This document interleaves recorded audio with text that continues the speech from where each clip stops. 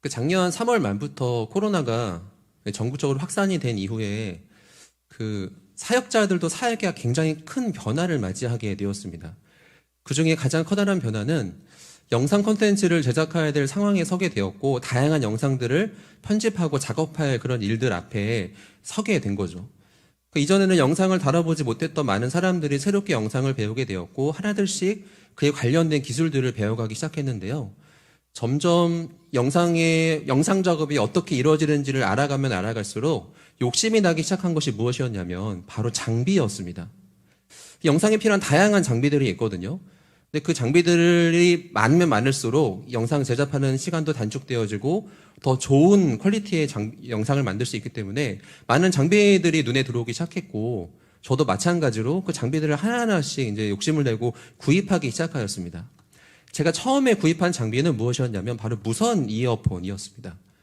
당시에 그 무선 이어폰을 살 때 가장 이제 박빙이었던 두 제품이 어떤 제품이 있었냐면, 미국에 있는 A사의 무선 이어폰이 있었고요.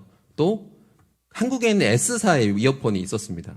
근데 제가 갖고 있는 노트북과 핸드폰이 한국의 S사여서 저는 당연하게 이제 무선 이어폰을 한국의 S사를 선택해서 구입을 하려고 했는데, 막상 찾아보니까 그 금액이 생각보다 굉장히 비쌌습니다. 너무 고가의 제품이어서 이 신제품을 사기엔 좀 부담이 되어서 제가 어떤 방법을 택했냐면 중고 제품을 찾아보기 시작한 거죠. 그 N 포탈 사이트에서 그 만들어진 중고를 거래하는 카페가 있는데, 그곳을 통해서 제가 구입하고 싶은 제품들을 한 주간 찾아봤는데, 어느 날 정말 너무나도 좋은 가격에 그 제품이 올라온 게시글을 제가 만나게 됐습니다. 빨리 그 판매자에게 연락을 하였고, 제가 딱 첫 번째로 연락한 사람이 되어서 그 제품을 구입할 수 있는 권한을 제가 받게 되었습니다. 예, 열심히 빨리 그분께 이제 관련된 금액을 계좌로 이체를 했고, 이제 그 제품이 오기를 손꼽아서 하루하루를 기다렸는데, 이 시간이 지나도 제품이 오지를 않는 겁니다. 그래서 이게 어떻게 된 명분인가 그 판매자에게 연락을 해보니까, 제품을 보냈다. 송장본에도 문자로 보내주시고, 제품을 포장하는 그런 사진도 찍어서 보내주시고, 그러니까 뭔가 이 물류가 좀 많이 밀려서 늦는 것 같으니까 조금만 기다리면 온다라고 계속 그분은 이야기를 하고, 저는 하루하루를 지나도 제품이 도저히 도착하지를 않고, 이러한 시간들이 계속 반복이 되었습니다. 제가 그 제품을 결국 받았을까요? 받지 못했을까요? 안타깝게도 받지를 못했습니다. 그분은 사기꾼이었습니다. 그래서 그 모 중고거래 사이트에서 굉장히 많은 사기꾼이 있다는 것을 제가 나중에 알게 되었고, 이제 그분으로 하여금 참 많은 사람들이 또한 저와 같은 저와 같이 사기를 당했다는 사실도 확인을 하게 되었습니다.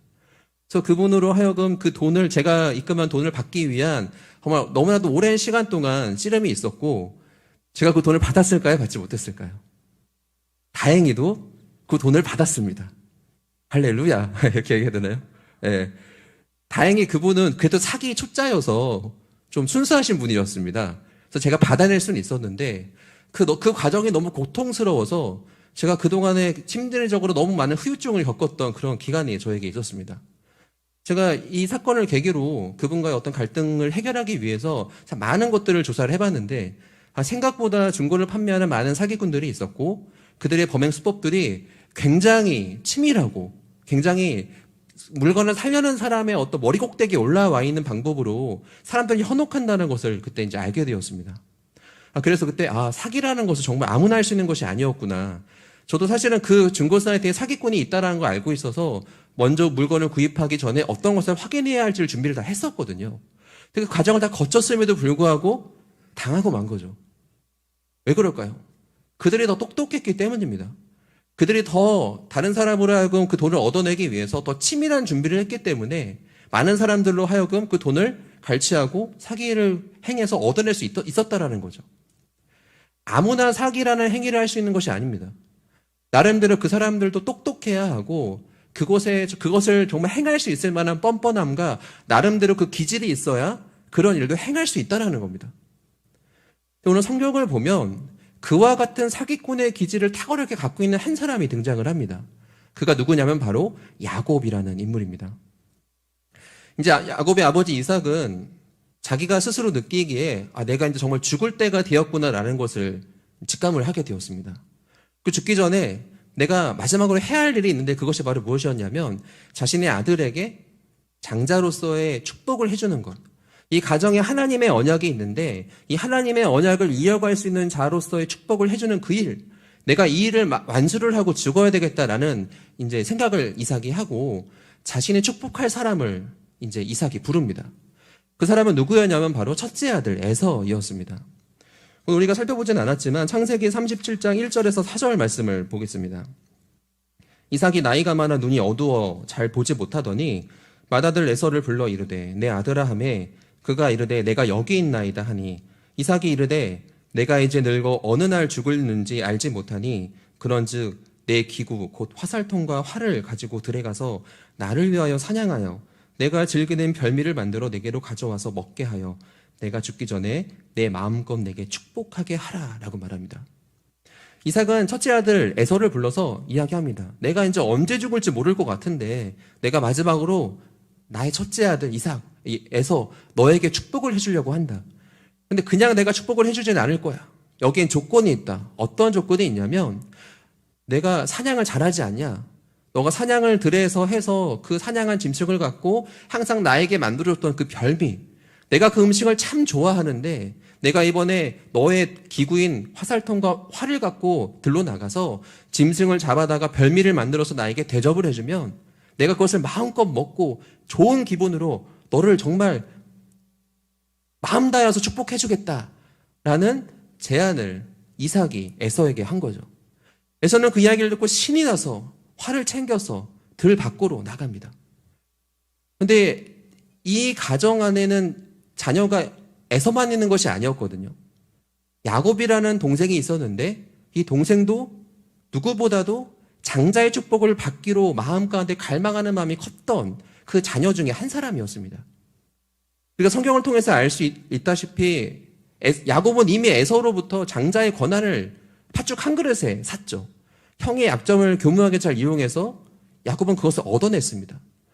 그러나 정말 중요한 것은 축복을 할 수 있는 권한은 그 형 에서에게 있는 것이 아니라 아버지에게 있었던 거죠.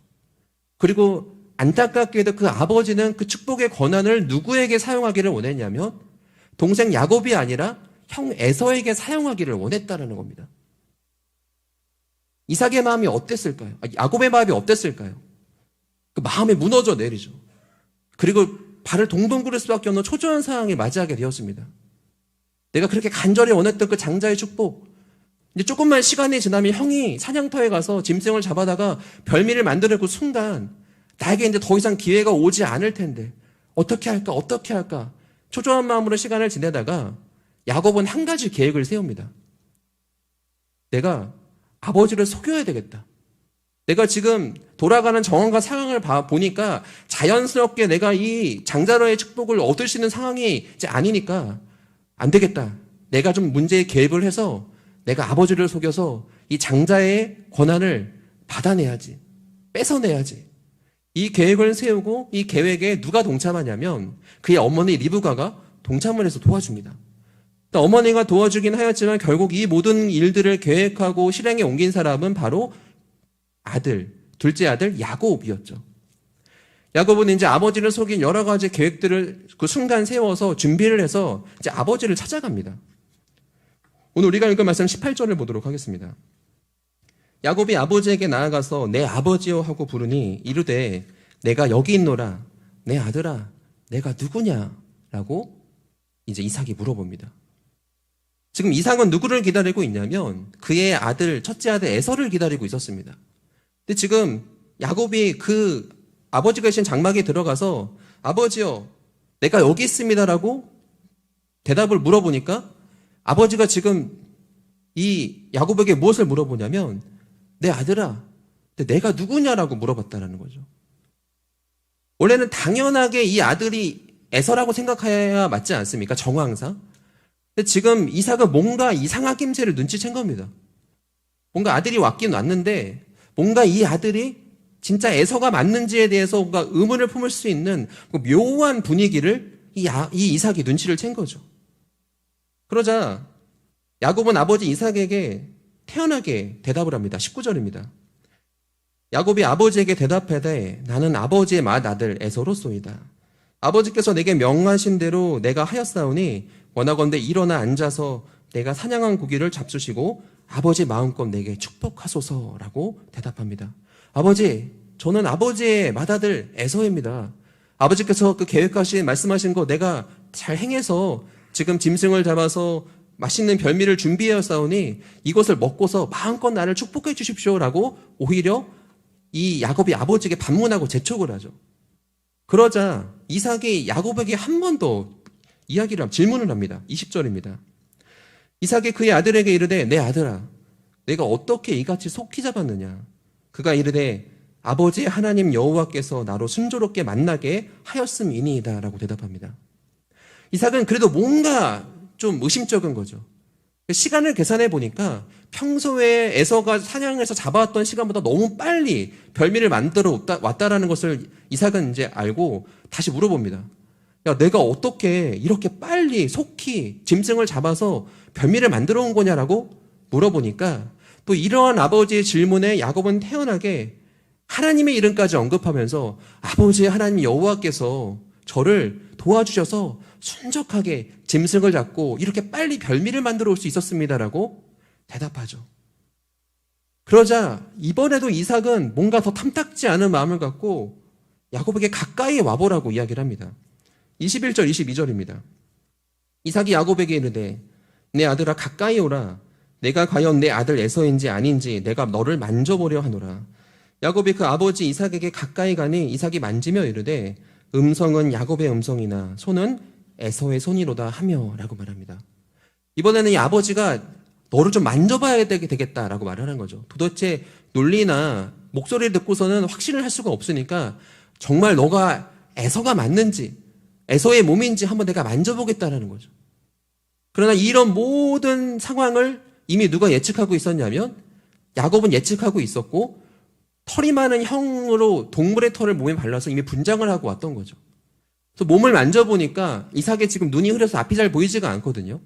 몸을 만져보니까 아무리 만져봐도 몸이 털이 많은 에서의 몸인 거예요. 그래서 이삭이 혼잣말을 중얼중얼거립니다. 이상하다.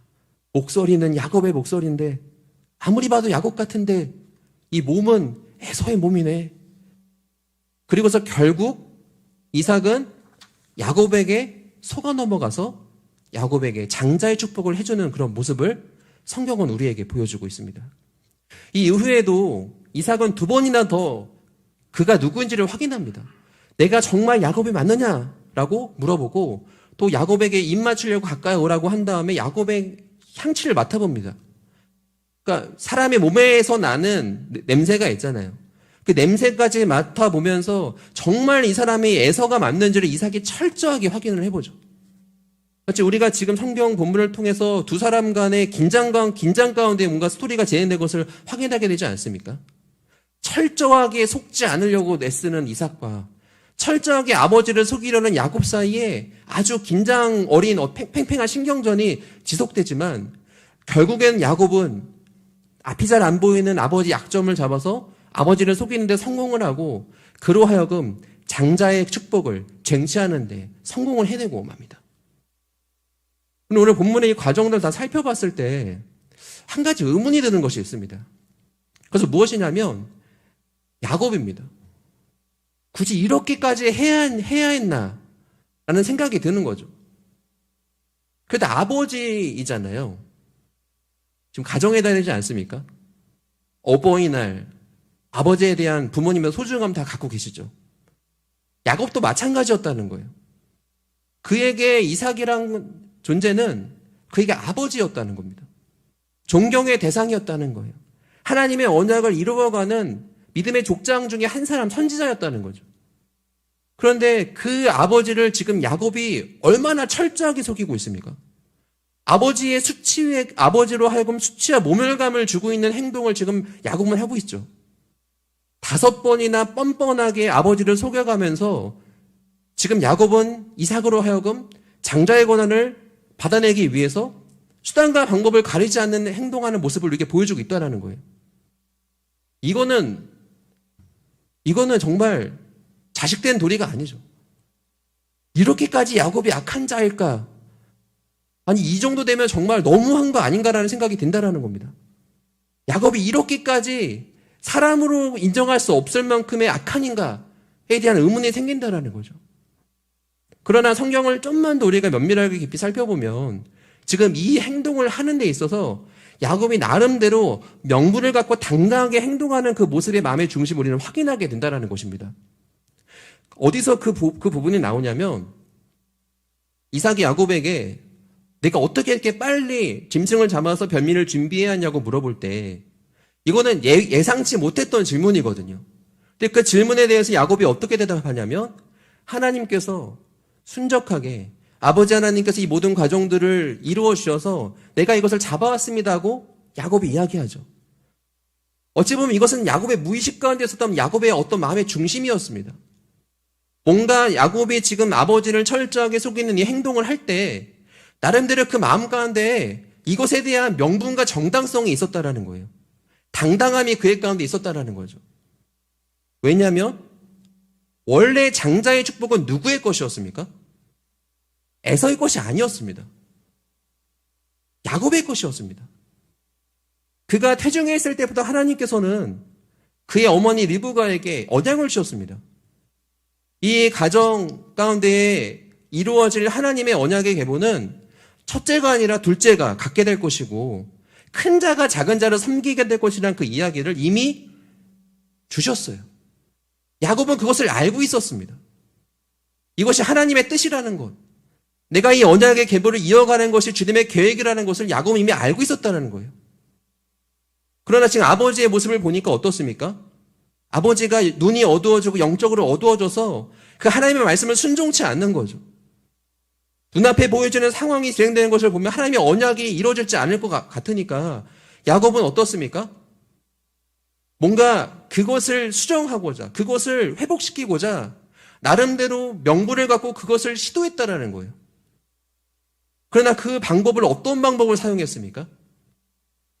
평소에 야곱이 갖고 있었던 그 기질, 야곱이 가장 쉽게 선택할 수 있는 선택지, 야곱에게 가장 편한 방법, 누군가의 약점을 잡아서 그 약점을 갖고서 집어 흔들어서 뭔가 목적을 쟁취하는 그 방법으로 야곱은 하나님의 언약을 자신의 삶 가운데 이루기를 원했다라는 거예요.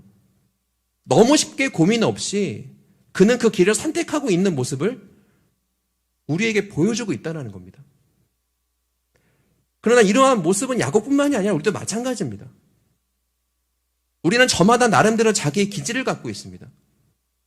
하나님이 우리에게 허락해 주신 기질이 있습니다. 다른 사람과 구별된 나만의 독창성이 있고 나만의 장점이 있죠. 주님께서 우리에게 선물로 주신 그거 뭔가의 성정이 우리 가운데 있다는 겁니다. 우리는 너무 쉽게 이것을 하나님이 나에게 주셨기 때문에 그 자체를 그냥 선하게 바라봐서는 안 된다는 거예요. 나의 기질을 주신 분이 하나님이시니까 이것을 사용하는 것이 바로 하나님의 뜻이야. 하나님의 생각이라고 너무 쉽게 링크를 걸어서는 안 된다는 거죠. 단순히 성향과 기질뿐만이 아니라 우리의 위치도 마찬가지입니다. 우리 이 땅을 살아가면 참 많은 권한을 얻게 되는 위치에 설 때가 있다는 겁니다. 부모가 되어도 마찬가지고요.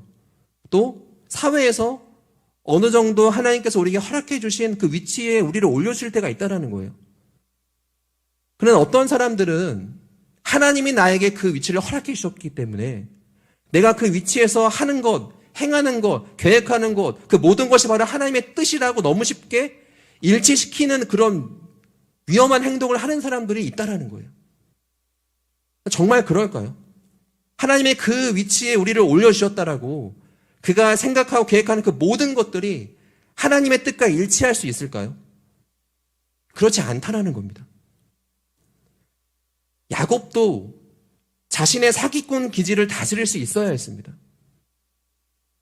그는 언약을 알았다라면 그것을 이룰 수 있는 많은 방법들이 있었습니다. 아버지에게 찾아가서 이야기할 수도 있었어요. 하나님께서 아버지에게 주신 언약은 나이지 않습니까? 라고 이야기할 수 있었죠. 아니면 하나님께 나와 기도할 수도 있었습니다. 굳이 사기를 치는 방식으로 그것을 얻어낼 필요는 없었다라는 거예요. 아버지 이삭은 어떻습니까?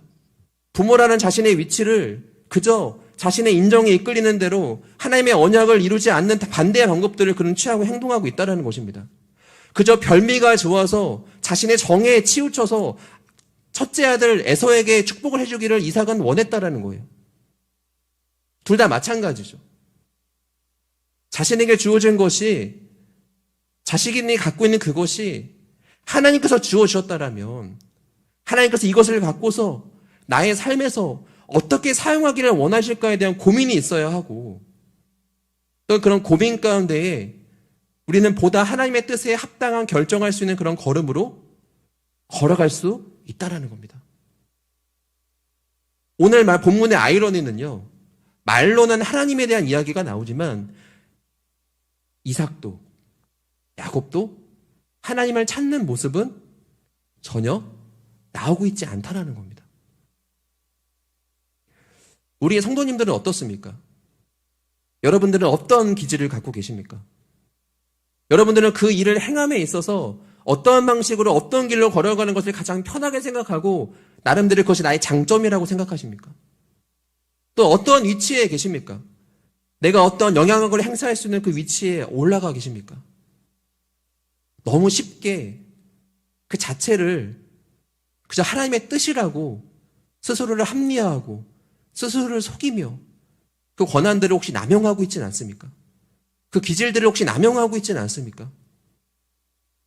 바라기는 이삭과 같은, 야곱과 같은 실수를 하지 않기를 바랍니다. 그것을 주신 분이 하나님이신 것을 기억하고 내가 주님께서 주신 이 장점과 나의 이 기질을 갖고서 나의 자리와 위치를 갖고서 주님께서 원하신 그것을 이루기 위해서 내가 이것을 어떻게 살아가야 할지를, 행해야 할지를 고민하고 하나님께 무릎 꿇고 그 뜻과 계획을 찾아가는, 결국은 우리의 삶을 통해서, 우리의 삶의 방향을 통해서 하나님의 그 아름다운 뜻이 이루어져가는 귀한 도구로 쓰임받는 우리 화평의 가족들 한 분 한 분들 되시기를 주님의 이름으로 축복합니다.